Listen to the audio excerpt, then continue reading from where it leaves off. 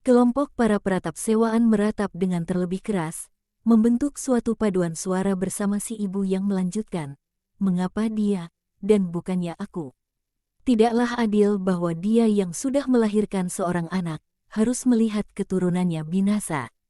Keturunan harus hidup, jika tidak kenapa rahimku terbuka untuk melahirkan seorang manusia, dan dia menebah-nebah perutnya dengan liar dan putus asa. Jangan lakukan itu, janganlah menangis, Ibu." Yesus meraih tangannya dan menggenggamnya erat dalam tangan kirinya. Sementara dengan tangan kanannya dia menyentuh usungan seraya berkata pada para pengusung, "Berhenti dan turunkan usungannya." Para pengusung taat dan menurunkan pembaringan kecil yang berdiri di atas keempat kakinya.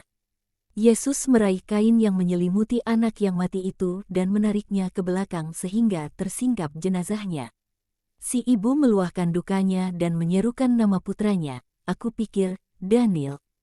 Yesus, dengan masih menggenggam tangan si ibu dalam tangannya, berdiri, matanya luar biasa cemerlang. Kekuatan mukjizat berkilau mulia pada wajahnya. Ia menurunkan tangan kanannya, memerintah dengan segenap kekuatan suaranya, "Anak muda, aku katakan padamu, bangun." Anak yang mati itu, dengan tubuhnya terbalut kain-kain perban, duduk di atas pembaringan kecil dan berseru, "Ibu." Dia memanggil ibunya dengan suara terbata-bata dari seorang anak yang ketakutan. "Dia milikmu, perempuan. Aku memberikannya padamu dalam nama Allah. Bantulah dia untuk menyingkirkan sudarium, Latin, kain peluh. Dan bergembiralah." Dan Yesus membuat gerak tubuh undur diri.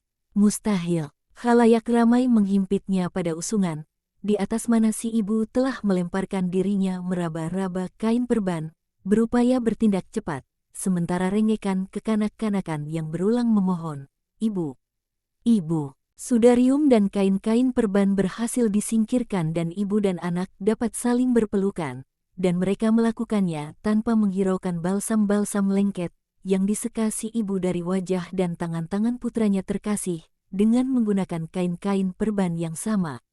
Dan sebab dia tidak punya pakaian untuk dikenakan pada anaknya, dia menanggalkan mantolnya dan menyelubungkannya pada anaknya, sembari membelainya sepanjang waktu. Yesus menatap padanya. Ia menatap pada kelompok terkasih yang berkumpul di tepi pembaringan kecil, yang bukan lagi usungan jenazah, dan ia menangis. Yudas Iskariot melihat air matanya dan bertanya, "Mengapakah engkau menangis, Tuhanku?" Yesus memalingkan wajahnya padanya dan berkata, "Aku memikirkan bundaku." Percakapan singkat itu menarik perhatian si perempuan pada penolongnya. Dia menggandeng putranya. Dia menopangnya sebab tungkai-tungkai si anak masih agak mati rasa, dan dengan berlutut dia berkata, "Kau juga, putraku. Muliakanlah Orang Kudus ini yang telah mengembalikanmu pada hidup dan pada ibumu."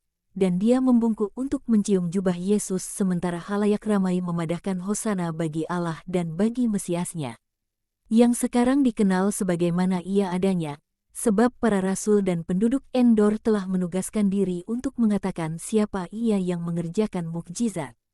Dan orang banyak berseru, "Terpujilah Allah Israel.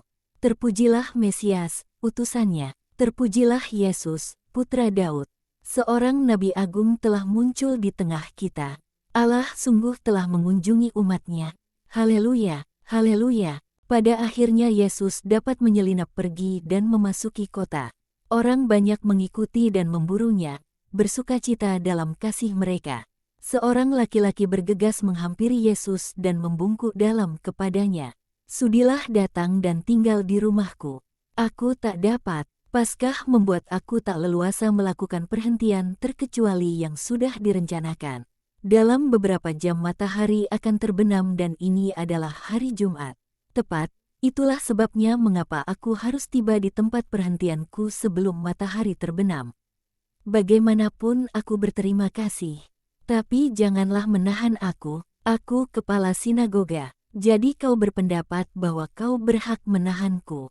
Sobat, andai aku tiba di sini 1 jam saja lebih lambat, perempuan itu tidak akan mendapati anaknya dikembalikan padanya.